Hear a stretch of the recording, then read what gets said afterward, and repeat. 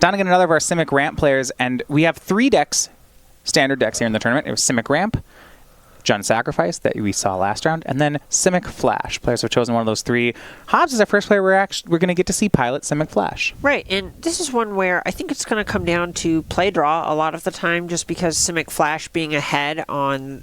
Basically, just playing from ahead is so much stronger than playing from behind because you put the onus of action on your opponent, right? You make your opponent kind of commit into more awkward spots, or you actually get spots to develop your Brineborn Cutthroat, your Nightpack Ambusher, and so forth. Something that Hobbs wouldn't like to see. So Zach had built his Simic Ramp deck to try to win the mirror, and what that meant is that he had played larger top-end threats like Mass Manipulation and main deck Aether Gust. He cut all his Arboreal Grazers, but Dylan Donegan did not do that. He is still playing Grazers in the deck, and it's a bit lower, which should give him some points against Hobbs' deck. Right, and one of the big draws to the Grazer is, even if it's kind of a weak card on its face, in a lot of ways it enables one of your stronger plays, which is that turn 3 Nissa who shakes the world. Not to mention, developing mana onto the battlefield is going to invalidate things like Quench sooner from Hobbs. So Donegan is on the play here. He's the 6th seed going into day 2. He had mulligan to 6 here. Breadside, Risen Reef, pretty good at fixing a mulligan. First match of standard for both these players.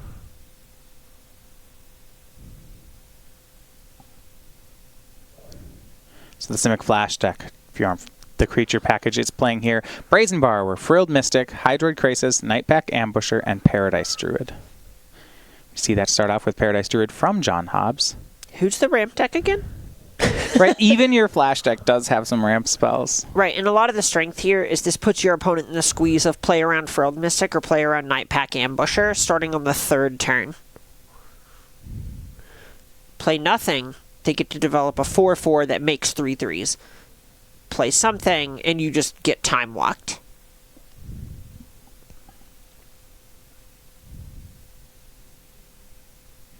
And we see Cavalier of Thorns for Donegan. He checks, hey, is this going to get quenched? There are 3 quenches in the main deck for Hobbs, but the answer is no, it resolves, and that's a big win here. It's going to get Aether Gusted, actually. Yes, as a spell, so he doesn't actually get the trigger, so hold on.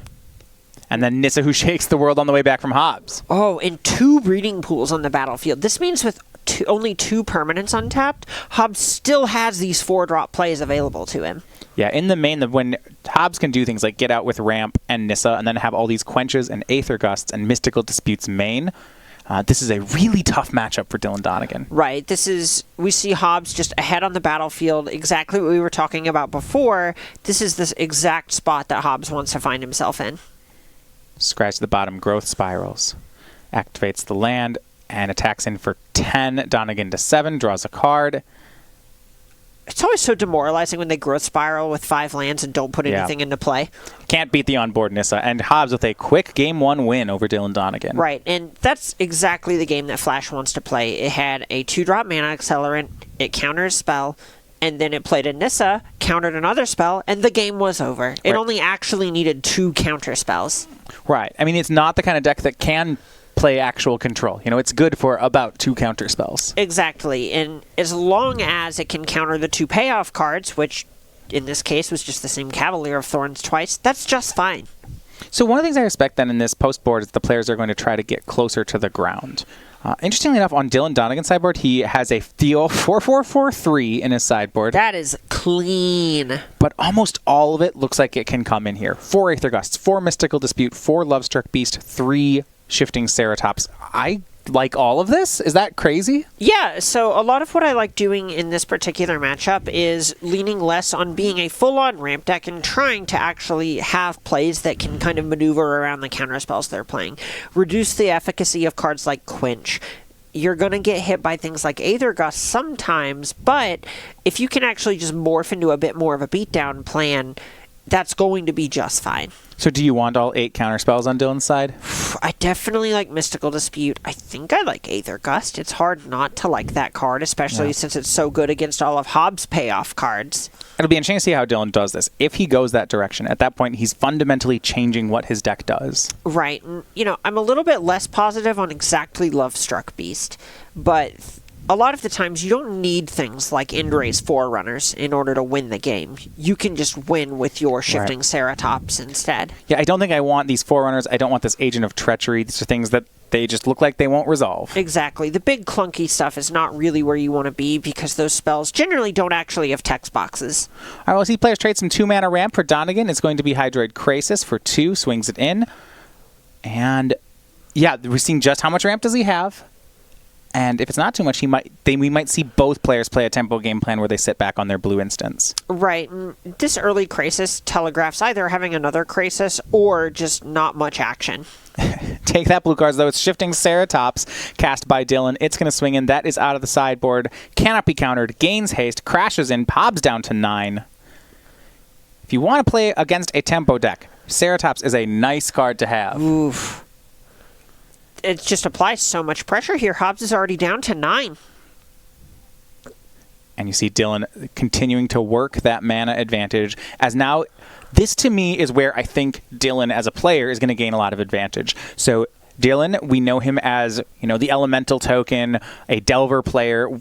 Post-board, this matchup starts to feel a lot like a Delver mirror or a Tempo mirror, and that's where I think Dylan shines. Right. This is actually, there are a lot of subtle things going on here that are kind of hard to keep track of, but Donegan is going to be able to maneuver very comfortably in this spot. Yeah, and with ease, he sends it into a game 3. Mm-hmm. And, Hobbs is no slouch either. This is exactly what got him to the Players' Championship was combat math with humans and tempo strategies. Lots of Frilled Mystic decks. So we will be going to a game 3. You mentioned Frilled Mystic there. That's a card. So when we have this Flash Mirror, it's one of the differences between the decks. We do see 4 Frilled Mystics in Hobbs' deck. No copies of that in Dylan Donegan's. Same time, Donegan gets the advantage on things like Shifting Ceratops. Right, and a lot of the thing that you're going to see kind of be problematic for Frilled Mystic in the post-board games is we saw it just get Mystical Disputed that last game. Yeah. Aether Gust and Dispute are both big ways to gain a mana advantage on a 4-mana spell. Yeah, and that's the thing that I'm not sold on with the card. It's a 4-mana counterspell, and it's only a 3/2. And this is a matchup that's about mana advantage and about stats at some point. I guess Frilled Mystic has the advantage that it does both, but the disadvantage that it does both poorly. Right, and it is definitely the kind of card that's going to be much stronger in your pre-board games when they don't have access to all of these Mystical Disputes, and all of those cards just are going to be able to come out ahead versus a Frilled Mystic. You're going to end up in more positions where you're going to struggle to favorably exchange your Frilled Mystic for other cards unless you end up ahead. Going into this last game, Hobbs is really going to want to try and place an emphasis on all of these ramp creatures in his deck in order to try and get out ahead of what Donegan is doing. That last game, we saw Donegan not really do anything early before that Hydroid Krasis, and if he does that on the draw against Hobbs, then it's going to be easier for Hobbs to kind of force Donegan into awkward positions where Frilled Mystic can be better.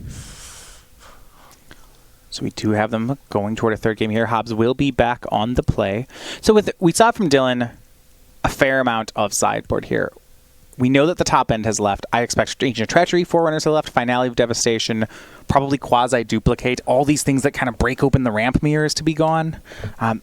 Is some of the mana acceleration gone? Is that crazy? I think it depends on what you're looking at. I think Arboreal Grazer is going to be less good because it's just kind of a chump blocker a lot of the time, and you're not trying to emphasize jamming a Nissa on turn 3 into whatever Hobbs has. But I think things like Leafkin Druid you can still make a reasonable case for because it is actually a mana source on its own. Both these players on ending day 1 very differently. Dylan Donegan, rough start in Legacy, 3-0'd his Modern. John Hobbs advanced from Legacy, then 0-3'd in Modern. Look, sometimes you just have different days in different pods. Yeah.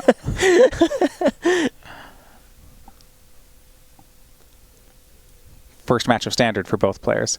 Leafkin Druid on the play from Hobbs, just to get out a mana advantage. Dylan going to look to keep pace, but cannot. He says go. And now we get into the game where both blue mages here are just going to start passing with untapped lands. We saw an attempt on an end-step creature there, but it was Aether Gusted from Dylan. But the fact that he gusted there means Nissa, who shakes the world, hits the table for Hobbs. And this is exactly the kind of play that we saw last week at the Mythic Championship, where you have this bait spell that will run away with the game if you don't counter it, into another spell that will run away with the game if you do not counter it. It's hard to manage counter spells when you have to counter everything. Right. Playing from behind like this is exactly the thing you do not want to be doing against this Flash deck. And for Dylan, Leafkin Druid pass. Then he's going to, during draw step, Aether Gust the Nissa. And it was a calculated move here, but John says no, it's Mystical Dispute. Now he gets to attack, play Castle Vantress. That felt like Dylan's window. That was the turn. Yeah. It was a big risk, right? If he wanted Gust to resolve, he could have done it main phase, but then Hobbs would draw it again. And he said, I need more. I need you to not draw it this turn. So I'm going to let you draw a card. I'm going to hope to Gust it there. If I do, you won't have Nissa. It does mean that Dylan's going to lose to counter spells, but he decided that was a risk worth taking. Right. So he does that, and unfortunately, he runs right into a counter spell. Exactly. It's a spot where you know he will draw the Nissa next turn, so all you can do is play with the information you definitely have. 5 mana from Donegan. Risen Reef of his own. Shifting Ceratops says go.